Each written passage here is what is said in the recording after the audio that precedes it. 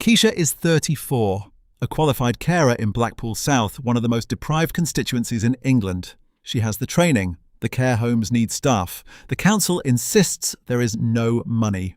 Before she went looking for work, Keisha believed that sentence. This is how she stopped believing it. My name is Keisha, I'm 34, and I've lived in Blackpool all my life. I grew up in Bloomfield Ward, the daughter of a Jamaican father and an English mother, and I always thought I'd end up working in the hotels like most people here. I started as a cleaner after leaving school, then moved into retail, but everything changed when my nan developed dementia.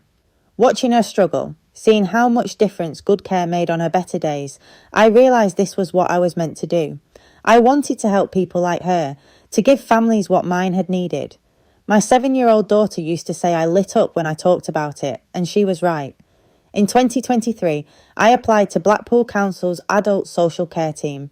I'd done my research, prepared for the interview, imagined myself finally doing work that mattered. The interview went well. They liked my experience with Nan, my understanding of what families go through. Then they told me the starting salary, £19,500. I did the maths walking home. After rent, childcare, travel costs, I'd have been worse off than on universal credit. The job I wanted most in the world would have made it impossible to keep a roof over my daughter's head. I tried the private sector instead. Comfort Call told me they'd love to have me, but could only offer 0-hour contracts at minimum wage. We never know how many clients we'll have week to week, the manager explained. There is no funding for guaranteed hours. Home instead said the same thing. Caremark Blackpool offered me shifts, but warned that some weeks there might be none at all. Every agency had the same story. They wanted experienced and committed carers, but they couldn't promise enough work to live on. I decided to get qualified properly. If I had better credentials, maybe I could command better terms. I enrolled in Level 3 Health and Social Care at Blackpool and the Filder College, working part-time to pay for it while claiming universal credit to survive. I finished it in 6 months, working harder than I ever had, staying up after my daughter went to bed to complete assignments. I was proud of that certificate. I thought it would change everything.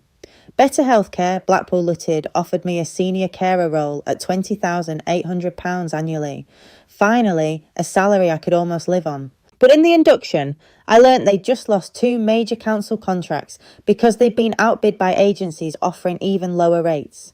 The budget has been cut, the area manager told us. We cannot afford to run that programme at the rates they're offering now. Redundancies were likely within months. I'd gained the qualification, found the job, only to discover the ground was shifting under the entire sector. I went straight to the source. I contacted Lancashire County Council's commissioning team and asked about fair wage initiatives. Surely they understood that poverty wages meant high turnover, poor care, burned out staff. The procurement officer was sympathetic but clear. We are bound by procurement rules requiring lowest cost bids.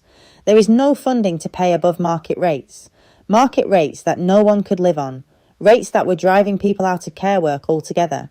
That's when I started noticing things that didn't add up. The council offices were full of recruitment posters. Care workers wanted, make a difference, join our team. But walk past Blackpool and the Fuld College and you'd see training places sitting empty. 24 spaces in the next health and social care intake, only 8 filled.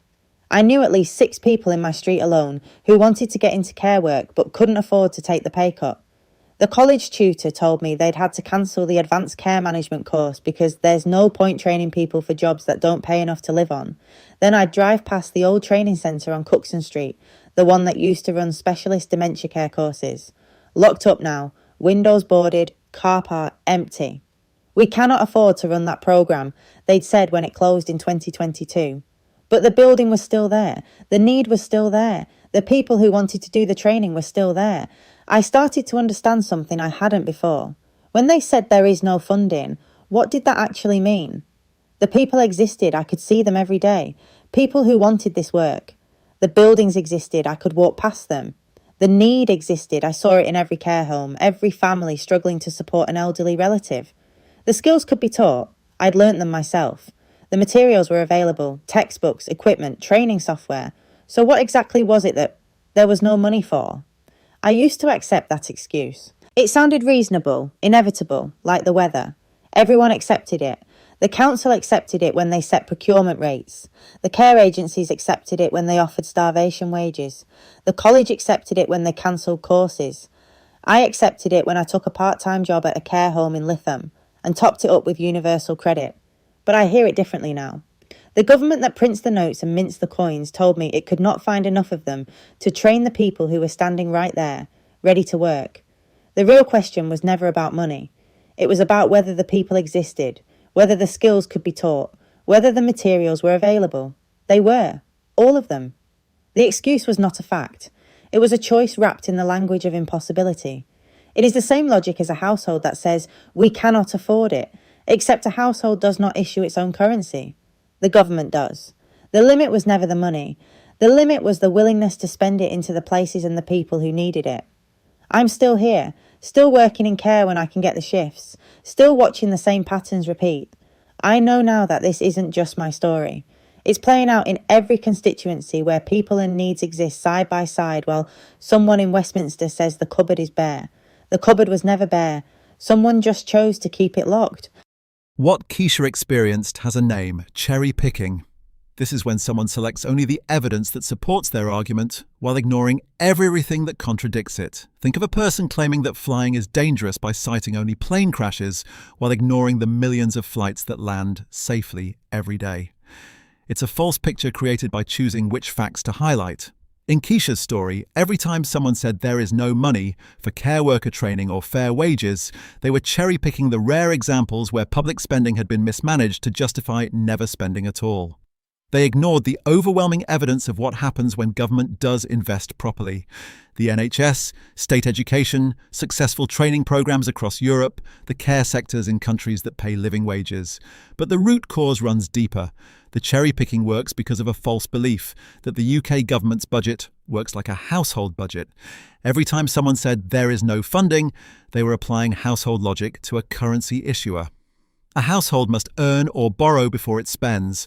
A government that issues its own currency spends first, then taxes back to control inflation and resource allocation.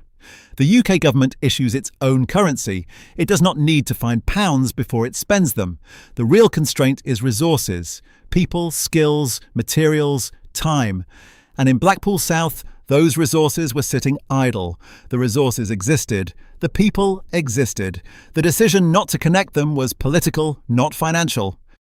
Blackpool South ranks 10 out of 543 English constituencies in the English Indices of Deprivation 2025, making it one of the most deprived areas in England.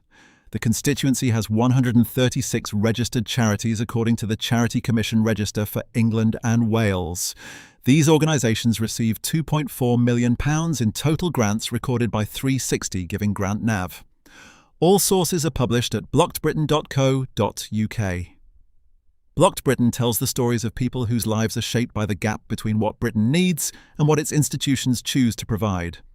Every character is fictional. Every situation is drawn from official statistics produced by Blocked Britain.